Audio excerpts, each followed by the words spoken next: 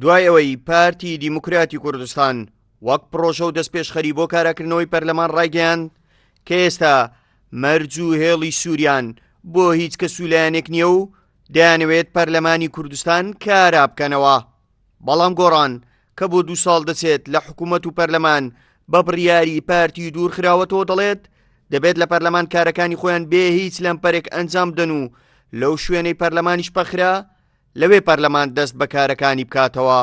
وەک دەستەی سەرۆکایەتی پەرلەمان شەرعیەتیان هەیە چ لە ناو خەڵکا چ لە ناو پەرلەمانە و ئەوەی کێشەکەی دروست کردووە مەسەلەی یاسای سەرۆکایەتی و مەسەلەی ویلایەتەکەی بارزانیە. بۆیە ئێمە بە ڕوون و ڕاشکاوی ڕامان گەیاندووە فەرمون ئاساییکردنەوەی دۆخەکە بۆ پێش 12 ئۆکتۆبەر و لەگەڵیشیە چارەسەرکردنی مەسەلەی یاسای سەرۆکایەتی و پرسی سەرۆکایەتی بە شێوەیەکی بنەبڕ بۆ ئەوەی لە ڕاستیە ئەمە دیسان ڕێمان لێ نەگرێتەوە جارێکتر. ڕۆژانە کۆبوونەوە و گفتوگۆی حزبە سیاسیەکان بۆ کارەکردنەوەی پەرلەمان بەردەوامە. ئێستا تەنیا قسە لەسەر کاراکردنەوەی پەرلەمان ناکرێت بەڵکو زیاتر گفتوگۆکان لەسەر ئەوەن دوای کاراکردنەوەی پەرلەمان هیچ مەرج و ڕێگریەک لە پەرلەمان نەکرێت. کۆمەڵی ئیسلامی دەڵێت پەرلەمان لەکوێ پێویستی بە یاسا و هەموارکردنەوە بوو دەبێت بیکات و نابێت ڕێگری لێ بکرێت.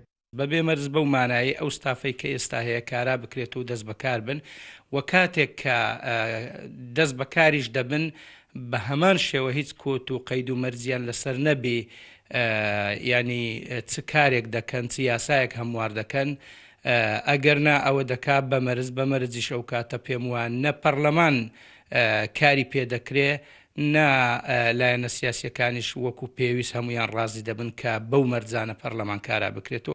پێش ئەوەی پەرلەمان پەخرێت 4 لایەن کە پێکات بوون لێچێتی و گۆڕان و یەکگرت و کۆمەڵی ئیسلامی پرۆژە یاسایان بۆ هەموارکردنەوەی یاسای سەرۆکایەتی یاریمی کوردستان هەبوو. هۆکاری سەرەکی پەخستنی پەرلەمانیش قسەکردن بوو لەسەر ئەو هەموارە. بۆ ئێستا لایەنەکان دەڵێن دەبێت پەرلەمان ئەو کارانە تەواو بکات کە هۆکاری دروستبوونی کێشەکان بوو. هاوکار عەبدوڕەحمان، کورچات نیوز، هەولێر.